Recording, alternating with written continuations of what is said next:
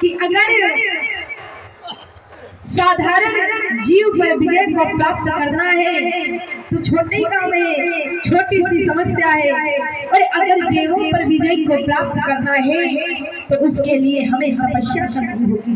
मात्र तपस्या ही हमारा साधन है, हथियार है, इसके सिवाय कुछ भी नहीं है प्यारे। इधर क्या हुआ कि भाई का मरना सुनते ही, भाई का मरना सुनते ही, और भाई का लोहू उबल पड़ा।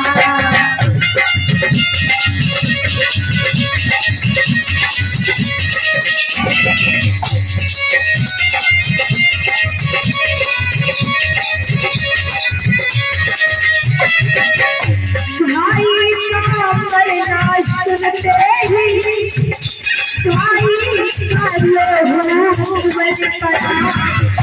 कुछ सोच समझ है क्या करने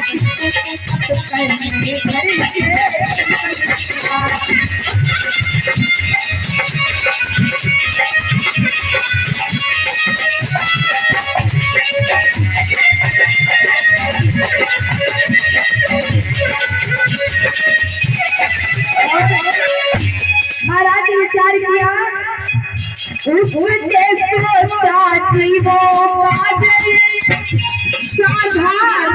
एक समस्या है, करते वो परिचय पाने को विचार करते वो परिचय पाने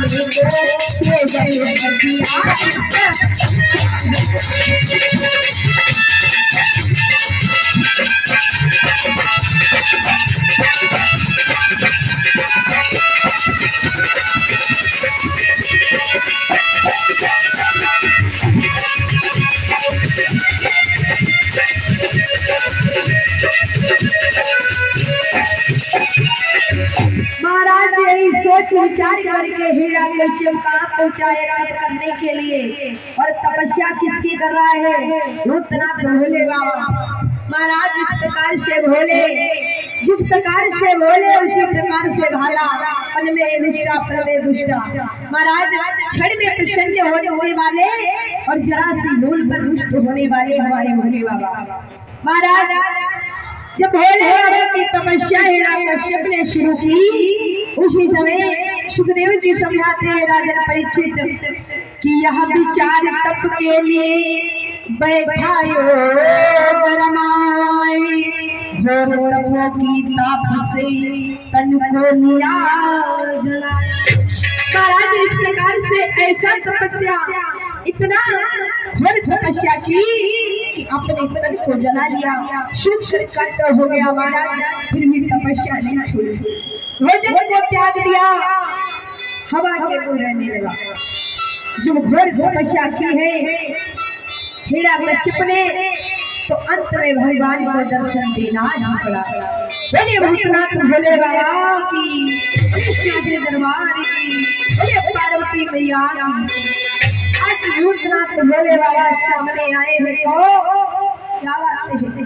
और महाराज बोले, इतने बोले, एक समय की बात है, एक सेठ जी जो कभी गंगा स्नान नहीं जाते थे, बाबा विचार किया कि गंगा स्नान जाएंगे, तीर्थों में बैठते नहीं महाराज, जो पुजाने वाले होते हैं, विचार किया जाएंगे स्नान करने के लिए, तो वहां पर वो लोग बैठते हैं, शायद हमसे दक्षिणा मांग लें। तो महाराज दक्षिणा के लिए तीर्थ स्थान में नहाने नहीं जाता है।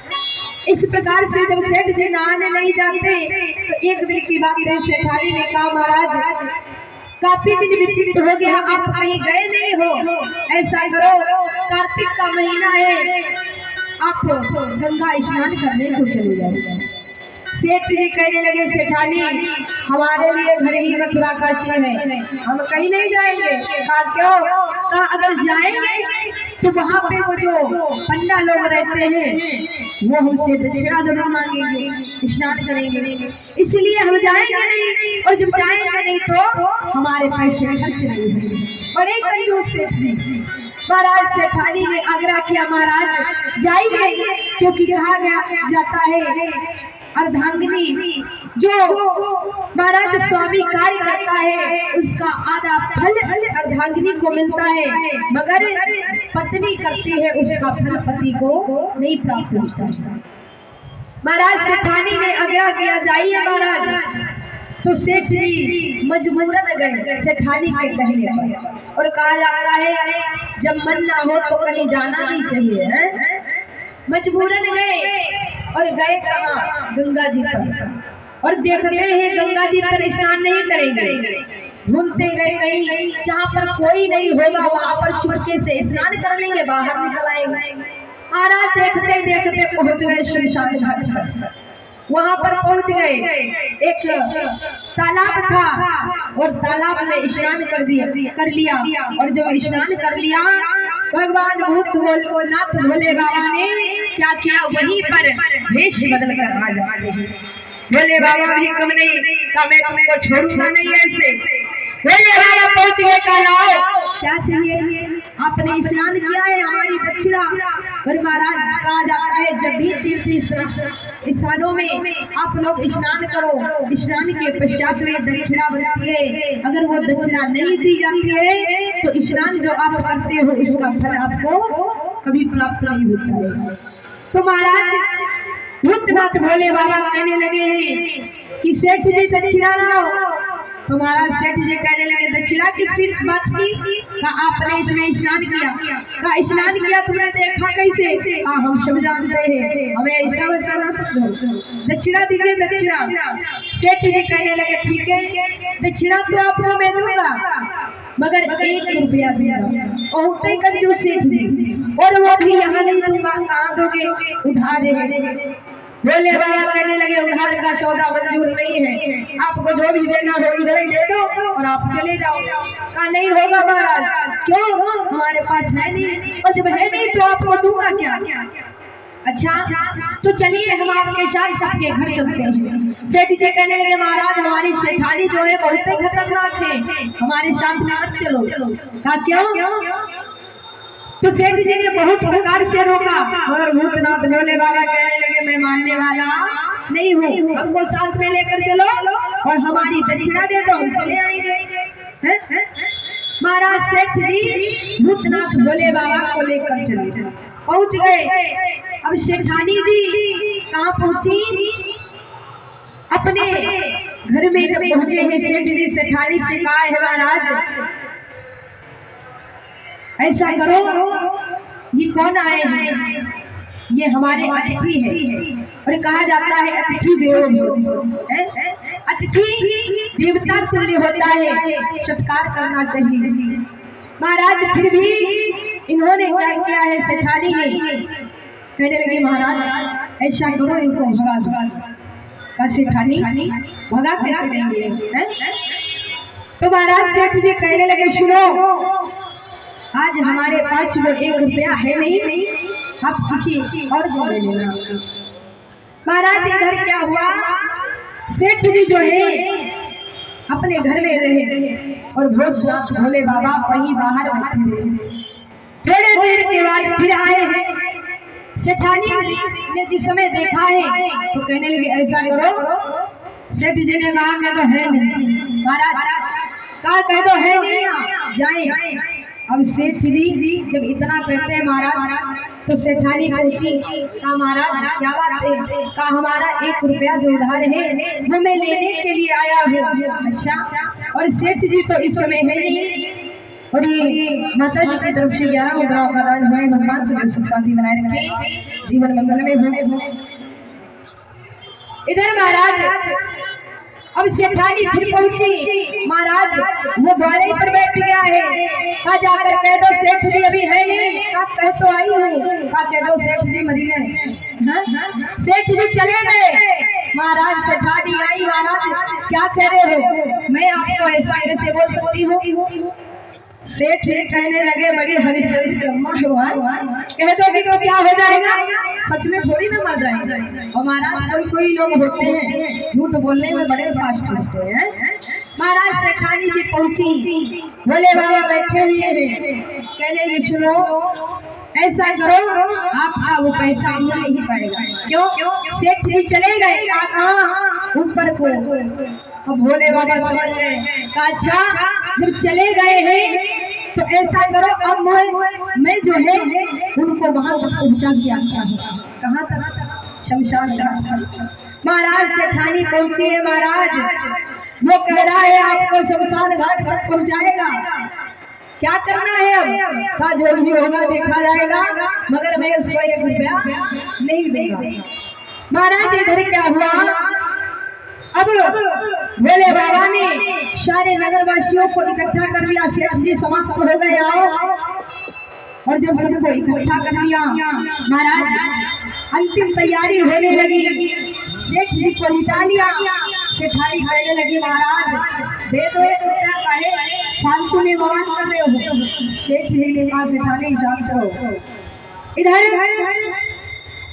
जिस समय लेकर सभी शमशान घाट में पहुंचे और लिटा दिया है चिता पर, अंत में आग लगाना जो भी चाहते हैं, उसी समय सेठ जी खड़े हो गए। कहा महाराज क्या हुआ? कहा महाराज ऐसा करो जो भी लेना हो वो आप अपना ले जाओ, मगर ऐसा मत कीजिए। कहा क्यों? तो महाराज 1 रुपया वही निकाला है और भगवान को देने लगे। तो भूतनाथ भोले बाबा कहते हैं ऐसा करो जो तुमने दिया है हम तुम कोई वरदान मांगो। देखो भोले बाबा पहले तो खुद मांगने आए, अब उससे कह रहे हैं वरदान मांगो।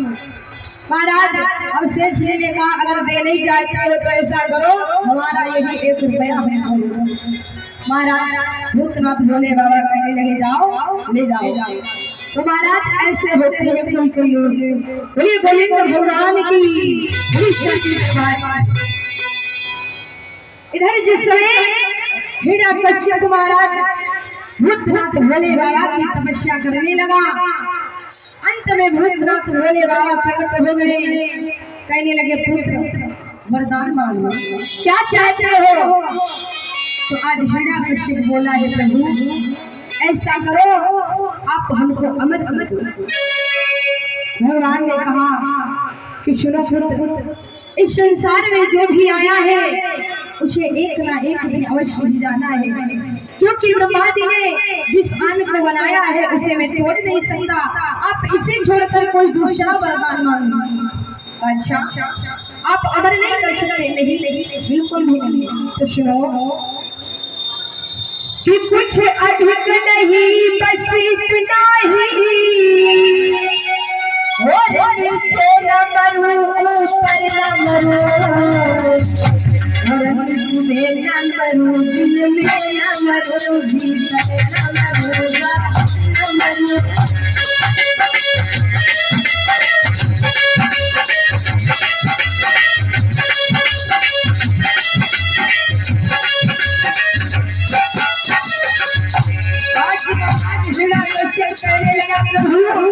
अगर हमको वरदान देना चाहते हो तो ये वरदान दो, नर से न करूं पशु से न करूं या फिर कोई हथियार नहीं, जीवन में मुझे भोगने